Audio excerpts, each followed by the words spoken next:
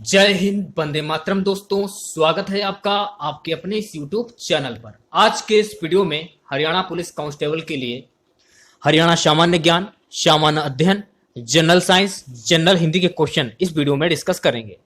तो इस वीडियो को पूरा जरूर देखिए। यदि वीडियो अच्छा लगे वीडियो को लाइक करें, शेयर करें। चैनल पर पहले विजिट कर रहे हैं तो चैनल को सब्सक्राइब कर लें। पास ही में आपके बेल आइकन होगा, उसको भी दबा लें। इससे आने वाली नए वीडियो नोटिफिकेशन आप सभी लोगों तक आसानी से पहुंच जाएगी। सबसे पहले खुद से प्रयास कीजिए इन सभी क्वेश्चन का आंसर देने के लिए। 2 से 3 सेकंड के बाद मैं आंसर क्लियर कर दूंगा। तो सबसे पहले हम लोग हरियाणा सामान्य ज्ञान के क्वेश्चन डिस्कस करेंगे। क्वेश्चन हमारा है, हरियाणा के किस जिले में सर्वाधिक सरसों का उत्पादन होता है? हरियाणा राज्य के महेंद्रगढ़ जिले में सर्वाधिक सरसों का उत्पादन होता है। तो सी वाला जो ऑप्शन है आपका बिल्कुल करेक्ट हो जाएगा। दूसरा क्वेश्चन देखिए, हरियाणा राज्य में भिवानी टेक्सटाइल मिल की स्थापना कब हुई थी? वर्ष 1937 में भिवानी टेक्सटाइल मिल की स्थापना की गई थी। ये वाला जो ऑप्शन है आपका बिल्कुल करेक्ट हो जाएगा। नेक्स्ट क्वेश्चन देखिए, हरियाणा के किस जिले में नाहर सिंह स्टेडियम मयूर स्थित है? हरियाणा के फरीदाबाद जिले में नाहर सिंह स्टेडियम मयूर स्थित है। तो बी वाला जो ऑप्शन है आपका बिल्कुल करेक्ट हो जाएगा। अगला क्वेश्चन, हरियाणा में पहली बार राष्ट्रपति शासन कब लगाया गया था? हरियाणा राज्य में पहली बार राष्ट्रपति शासन वर्ष 1967 में लगाया गया था। तो बी वाला जो ऑप्शन है आपका बिल्कुल करेक्ट हो जाएगा। स्वतंत्रता सेनानी लाला लाजपत राय ने हरियाणा राज्य के किस स्थान को अपना राजनीतिक और सामाजिक कार्यक्षेत्र बनाया था? लाला लाजपत राय ने हिसार को अपना राजनीतिक एवं सामाजिक कार्यक्षेत्र बनाया था। ए वाला जो ऑप्शन है आपका बिल्कुल करेक्ट हो जाएगा। महाभारत की रचना महर्षि वेदव्यास द्वारा हरियाणा के किस नगर में की गई थी? महाभारत महाकाव्य की रचना महर्षि वेदव्यास ने कुरुक्षेत्र में की थी। तो बी वाला जो ऑप्शन है आपका बिल्कुल करेक्ट हो जाएगा। अगले क्वेश्चन की बात करते हैं, स्मार्ट सिटी योजना के अंतर्गत हरियाणा के कौन से नगर शामिल किए गए हैं? हरियाणा में स्मार्ट सिटी योजना के अंतर्गत दिए गए विकल्पों में करनाल एवं फरीदाबाद को शामिल किया गया है। तो ए वाला जो ऑप्शन है आपका बिल्कुल करेक्ट हो जाएगा। अगला क्वेश्चन देखिए, पंचायत चुनाव में भाग लेने के लिए महिलाओं और अनुसूचित जाति के प्रत्याशी के लिए न्यूनतम शैक्षणिक योग्यता का क्या निर्धारित है?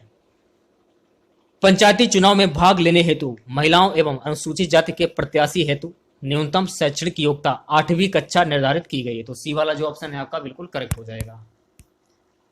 नेक्स्ट क्वेश्चन की बात करते हैं, किस राज्य में पंचायत चुनाव में प्रत्याशी के लिए घर में शौचालय अनिवार्य किया गया है? हरियाणा राज्य में पंचायती चुनाव लड़ने वाले प्रत्याशी के घर में शौचालय निर्माण अनिवार्य किया गया। तो बी वाला जो ऑप्शन है आपका बिल्कुल करेक्ट हो जाएगा।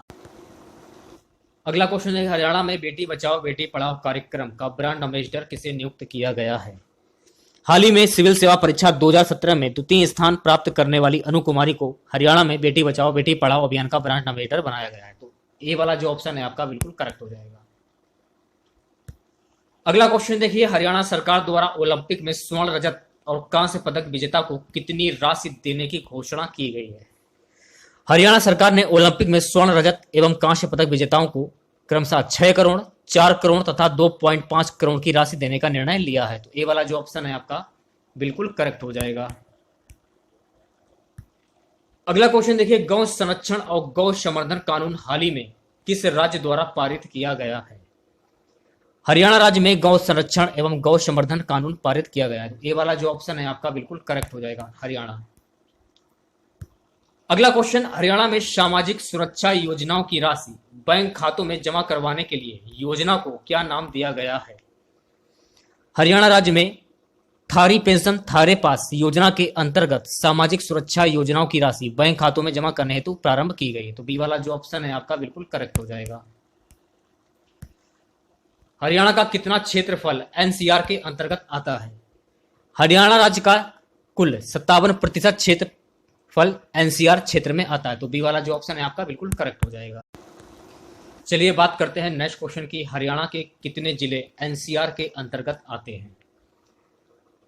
हरियाणा राज्य के कुल 14 जिले एनसीआर राष्ट्रीय राजधानी क्षेत्र के अंतर्गत आते हैं। तो सी वाला जो ऑप्शन है आपका बिल्कुल करेक्ट हो जाएगा। अगला क्वेश्चन, हरियाणा का कौन सा शहर मिलेनियम सिटी कहलाता है? हरियाणा का गुरुग्राम शहर मिलेनियम सिटी के नाम से प्रसिद्ध है। तो ए वाला जो ऑप्शन है आपका बिल्कुल करेक्ट हो जाएगा।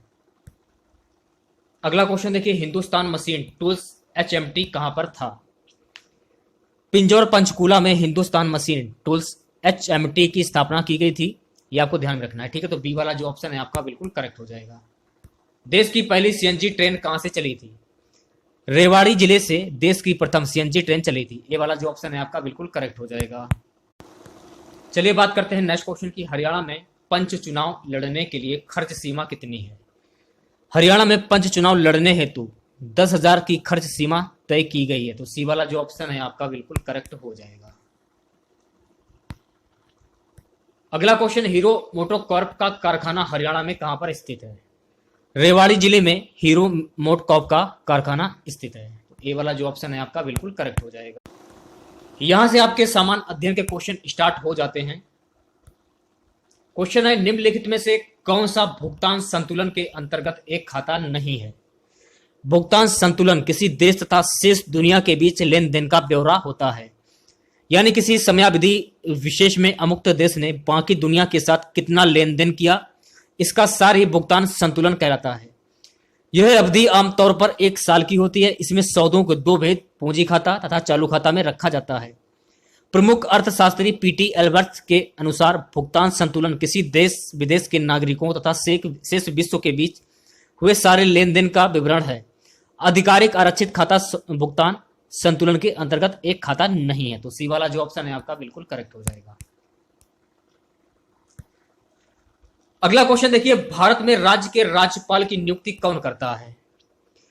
संविधान के अनुच्छेद 155 के अनुसार राज्यपाल की नियुक्ति राष्ट्रपति के द्वारा प्रत्यक्ष रूप से की जाती है, किंतु वास्तव में राज्यपाल की नियुक्ति राष्ट्रपति के द्वारा प्रधानमंत्री की सिफारिश पर की जाती है। राज्यपाल की नियुक्ति के संबंध में निम्न 2 प्रकार की प्रथाएं बनी हैं, ये आपको ध्यान रखना है। पहली प्रथा है, किसी व्यक्ति को उस राज्य का राज्यपाल नहीं नियुक्त किया जाएगा जिसका वह निवासी है। दूसरा है, राज्यपाल की नियुक्ति से पहले संबंधित राज्य के मुख्यमंत्री से विचार विमर्श किया जाएगा। यह प्रथा 1950 से 1967 तक अपनाई गई। तो इस क्वेश्चन से आप लोगों को इतनी जानकारी प्राप्त हो जाती है। डी वाला जो ऑप्शन है आपका बिल्कुल करेक्ट हो जाएगा। चलिए नेक्स्ट क्वेश्चन की बात करते हैं। उत्प्रेक्षणादेश या उत्प्रेक्षण से क्या अभिप्राय है? प्रमाणित करना या जानकारी देना। तो डी वाला जो ऑप्शन है आपका बिल्कुल करेक्ट हो जाएगा। चलिए बात करते हैं नेक्स्ट क्वेश्चन की। निम्नलिखित में से कौन सा मुगल शासक अशिक्षित था?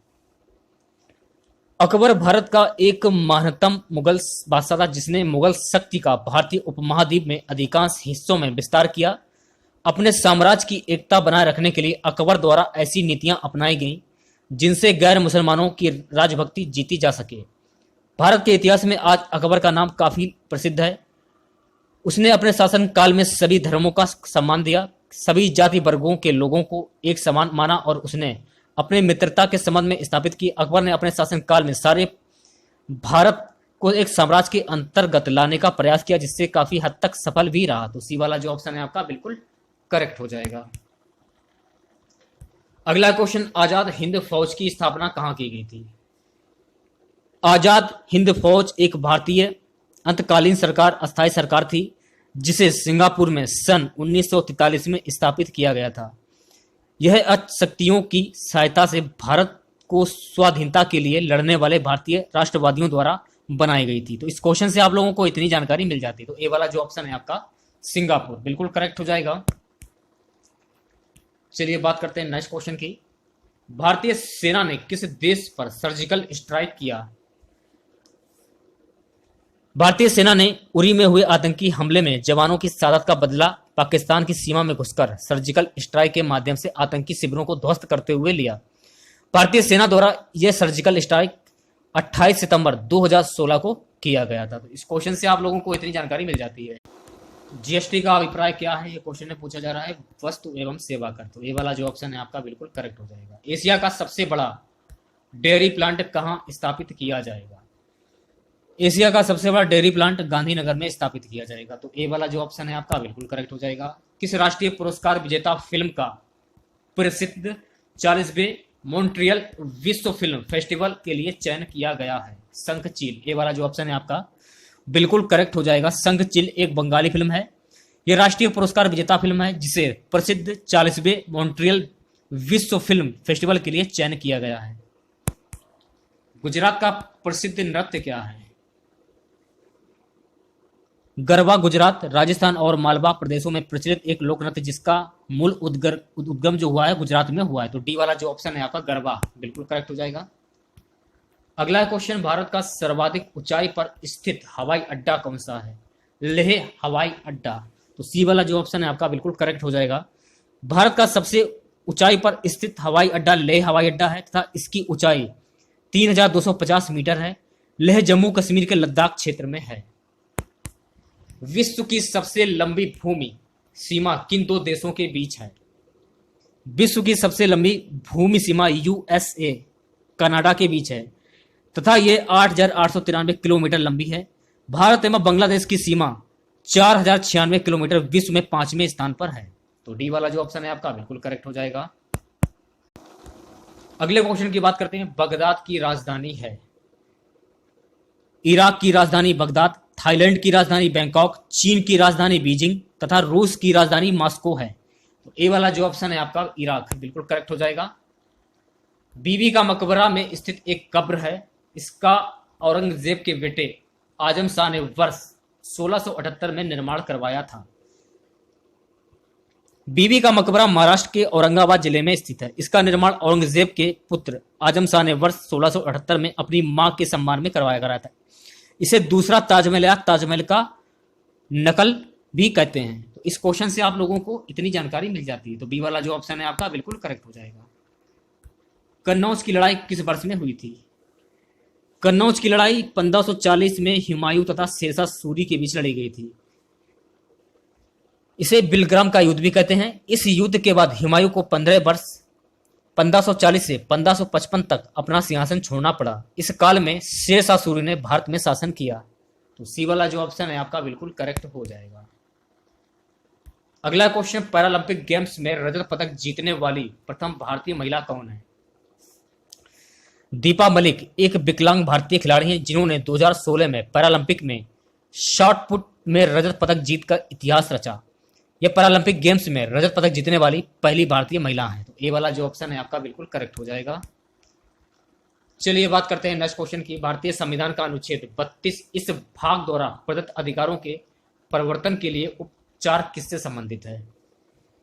भारतीय संविधान में भाग 3 तथा अनुच्छेद 12 से 36 का संबंध मौलिक अधिकारों से है। डॉक्टर अंबेडकर ने अनुच्छेद 32 को संविधान की हृदय तथा आत्मा कहा है। तो सी वाला जो ऑप्शन है आपका बिल्कुल करेक्ट हो जाएगा। चलिए बात करते हैं अगले क्वेश्चन की। बंगाल की शासकीय भाषा क्या है? त्रिपुरा की शासकीय भाषा बंगाली है। त्रिपुरा एकमात्र ऐसा राज्य है जो 3 ओर से बांग्लादेश से घिरा है। इसकी राजधानी अगरतला है। तो बी वाला जो ऑप्शन है आपका बिल्कुल करेक्ट हो जाएगा। अगला क्वेश्चन, बारूद का आविष्कार किसने किया था? एडोल्फ हिटलर जर्मनी का एक तानाशाह था जिसने नाजी पार्टी की स्थापना की।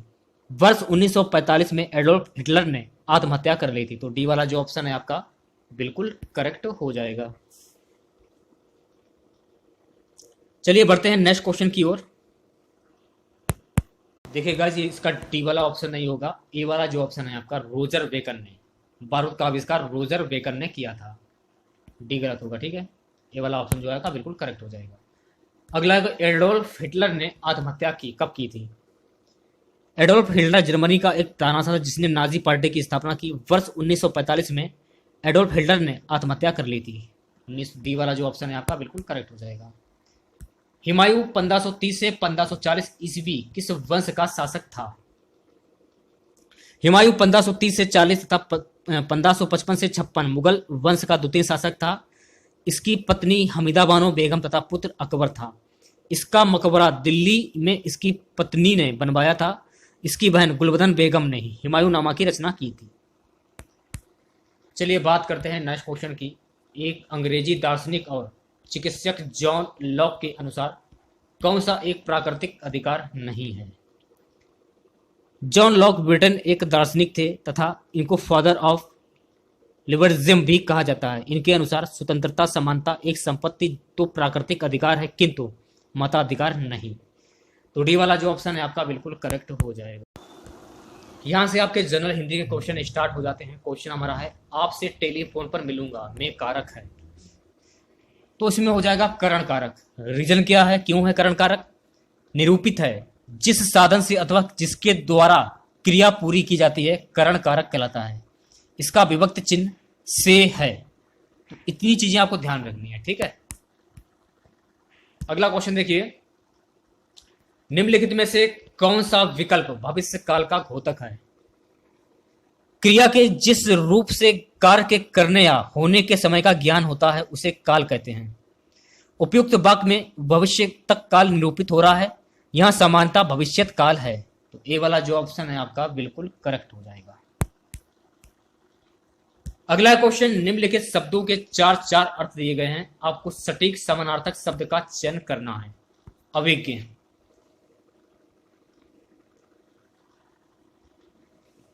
ये वाला जो ऑप्शन है आपका बिल्कुल करेक्ट हो जाएगा। अभिज्ञ का पर्यायवाची क्या होगा? जानकार। अभिज्ञ के अर्थ का अर्थ होता है ज्ञाता, कुशल, निपुण। भिक्षु का पर्यायवाची विचु, भिखारी, अभिनेता, अदाकार और नाविक, अनभिज्ञ। इस क्वेश्चन से आप लोगों को इतनी जानकारी प्राप्त हो जाती है। विमुख का विलोम शब्द क्या होगा? काफी इंपॉर्टेंट है, उन्मुख। बी वाला जो ऑप्शन है आपका बिल्कुल करेक्ट हो जाएगा। अगला क्वेश्चन, शिक्षा संस्थानों में अनुशासन की समस्या राष्ट्रव्यापी समस्या बन गई है, रिक्त स्थान की पूर्ति के लिए उपयुक्त शब्द है। जनसंख्या की समस्या पूरे राष्ट्र की है, आतंकवाद की समस्या पूरे विश्व तथा काला धन अपने आप में पूंजीपतियों से संबंधित एक विशेष समस्या है। तो डी वाला जो ऑप्शन है आपका बिल्कुल करेक्ट हो जाएगा। निम्नलिखित मुहावरे के लिए उपयुक्त विकल्प चुनिए। आंख का पानी ढल जाना। आंख का पानी ढल जाने का अर्थ होता है निर्लज हो जाना। तो सी वाला जो ऑप्शन है आपका बिल्कुल करेक्ट हो जाएगा। यहां से आपके जनरल साइंस के क्वेश्चन स्टार्ट हो जाते हैं। क्वेश्चन है, निम्नलिखित में से किस गैस का रिसाव भोपाल गैस त्रासदी के समय हुआ था? Methyl isocyanate. ये वाला जो ऑप्शन है आपका बिल्कुल करेक्ट हो जाएगा। मिथाइल आइसोसाइनेट एक कार्बनिक यौगिक है। मिथाइल आइसोसाइनेट यौगिक फॉर्जिन एक मिथाइल अमीन विलयन के संयोग से बनता है। इसका प्रयोग कार्बोनेट कीटनाशियों के उत्पादन के लिए किया जाता है। हवा में इसकी ज्यादा मात्रा होने पर यह मनुष्यों पर बुरा प्रभाव डाल सकती है, जैसे आंखों में जलन होना। यहां तक कि गैस मनुष्य के लिए जानलेवा भी साबित हो सकती है। यह गैस फेफड़ों से पूरी ऑक्सीजन निकाल देती है। मिथाइल आइसोसाइनेट गैस का रिसाव भोपाल गैस त्रासदी के समय हुआ था। तो ये वाला जो ऑप्शन है आपका बिल्कुल करेक्ट हो जाएगा। सूर्य से आने वाली किरणों से मुख्यतः कौन सा कर्करोग होता है? त्वचा कैंसर का प्रमुख कारण है अल्ट्रावायलेट रेडिएशन से अत्यधिक एक्सपोजर होना। जिन लोगों की त्वचा अधिक डार्क होती है उन्हें तुलनात्मक रूप से त्वचा कैंसर का खतरा कम है, पर त्वचा कैंसर कई तरह का होता है और उनका कारण अल्ट्रावायलेट रेडिएशन है। डॉक्टरों के अनुसार त्वचा कैंसर एक प्रमुख कारण अल्ट्रावायलेट किरणों की त्वचा सेल का डीएनए पूरी तरह से नष्ट कर देता है। जिन लोगों को बचपन में सनबर्न होता है उन्हें यह कैंसर होने की आशंका अधिक रहती है।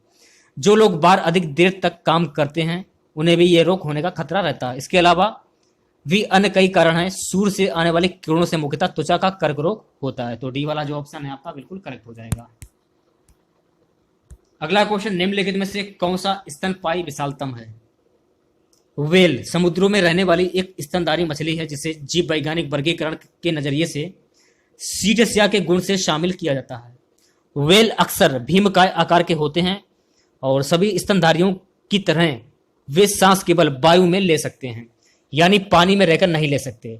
व्हेलों के सिरों पर एक सींग एक होता है आपका सिर पर एक सांस लेने का छेद होता है, सींग नहीं होता है, सिर पर सांस लेने का छेद होता है और वह समय समय पर पानी की सतह पर आकर इसमें सांस खींचती है। ठीक है, तो इस क्वेश्चन से आप लोगों को इतनी जानकारी प्राप्त हो जाती है। ये वाला जो ऑप्शन है आपका बिल्कुल करेक्ट हो जाएगा। अगला क्वेश्चन, तापमान का एसआई मात्रक क्या है? तापमान का एसआई मात्रक केल्विन है, यह आपको ध्यान में रखना है। ए वाला जो ऑप्शन है आपका बिल्कुल करेक्ट हो जाएगा। दूध के पीएच मान की प्रकृति क्या है? दूध के पीएच मान की प्रकृति थोड़ी अम्लीय होती है, तो थोड़ी अम्लीय। ए वाला जो ऑप्शन है आपका बिल्कुल करेक्ट हो जाएगा।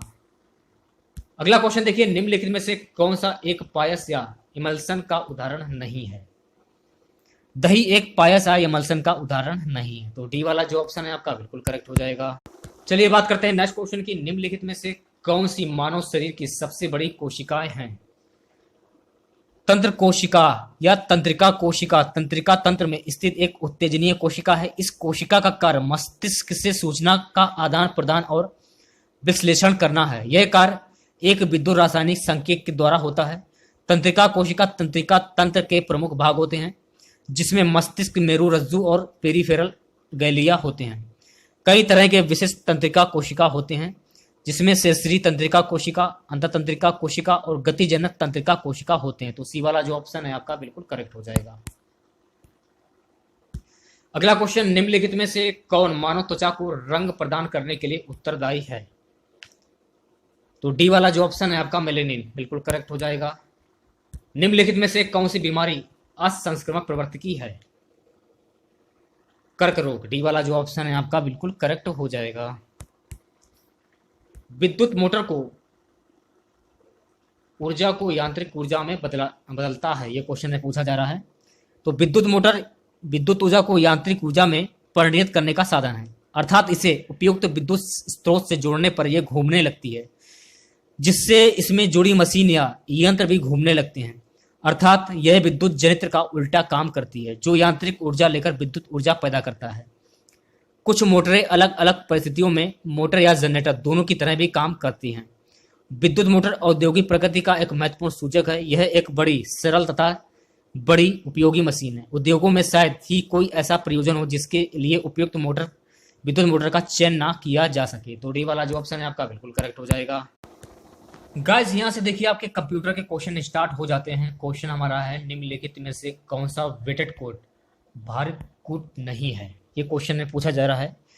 एक्सेस 3 कोड बाइनरी कोड एक पूरक दशमलव कोड और अंक प्रणाली है। यह 1970 के दशक में इलेक्ट्रॉनिक कैलकुलेटर के बीच में इस्तेमाल किया गया था। तो ये वाला जो ऑप्शन है आपका बिल्कुल करेक्ट हो जाएगा। अगला क्वेश्चन, सूचना प्रौद्योगिकी में एसोसिएटिव मेमोरी क्या कहते हैं? सी वाला जो ऑप्शन है आपका बिल्कुल करेक्ट हो जाएगा। आईटी में का अर्थ है कि डाटाबेस में उपलब्ध डाटा सही और संगतपूर्ण है। आईटी में डाटा इंटीग्रिटी का अर्थ होता है डाटाबेस में उपलब्ध डाटा सही एवं संगतपूर्ण है। तो डी वाला जो ऑप्शन है आपका बिल्कुल करेक्ट हो जाएगा। देखिएगा इस क्वेश्चन का आंसर आपको कमेंट बॉक्स में बताना है। क्वेश्चन क्या है ये देख लीजिए, WIMAX का क्या अभिप्राय है, इसकी फुल फॉर्म क्या होगी, ये आपको कमेंट बॉक्स में बताना है। निम्नलिखित में से कौन ऑपरेटिंग सिस्टम नहीं है? ओपेरा ऑपरेटिंग सिस्टम नहीं है, से सभी ऑपरेटिंग तंत्र हैं। तो डी वाला जो ऑप्शन है आपका बिल्कुल करेक्ट हो। यूजर द्वारा डॉक्यूमेंट को दिया गया नाम ये क्या कहलाता है? यूजर द्वारा डॉक्यूमेंट को दिया गया नाम फाइल नेम कहलाता है। तो डी वाला जो ऑप्शन है आपका बिल्कुल करेक्ट हो जाएगा। नेटवर्क में संक्षिप्त संदेश जो एक स्टेशन से दूसरी स्टेशन को जाता है क्या कहलाता है? नेटवर्क में संक्षिप्त संदेश जो एक स्टेशन से दूसरे स्टेशन को जाता है टोकन पासिंग कहलाता है। यह एक लोकल एरिया नेटवर्क में संदेश पास करने की विधि है। यह नोड्स के बीच संचालित किया जाता है। इसका अच्छा उदाहरण टोकन रिंग है। तो ए वाला जो ऑप्शन है आपका बिल्कुल करेक्ट हो जाएगा। एक टीबी के बराबर कितने जीबी होते हैं? 1 टेराबाइट का मान 1024 गीगाबाइट के बराबर होता है। 1 जीबी का मान 1024 MB के बराबर होता है। तो डी वाला जो ऑप्शन है आपका बिल्कुल करेक्ट हो जाएगा। एक फाइल की सामग्री को दूसरी में विलीन करने के लिए दिया जाने वाला कमांड है। कंप्यूटरिंग में यदि एक फाइल की सामग्री को दूसरी में विलीन करना हो तो इसके लिए एपेट कमांड दी जाती है। तो ये वाला जो ऑप्शन है आपका बिल्कुल करेक्ट हो जाएगा। आज का हमारा सबसे लास्ट क्वेश्चन है, कंप्यूटर की मेमोरी एरिथमेटिक लॉजिक यूनिट और इनपुट आउटपुट डिवाइसेस को बताता है कि किसी कार्यक्रम के इंस्ट्रक्शन को कैसे प्रतिक्रिया देना है। सी वाला जो ऑप्शन है आपका कंट्रोल यूनिट बिल्कुल करेक्ट हो जाएगा।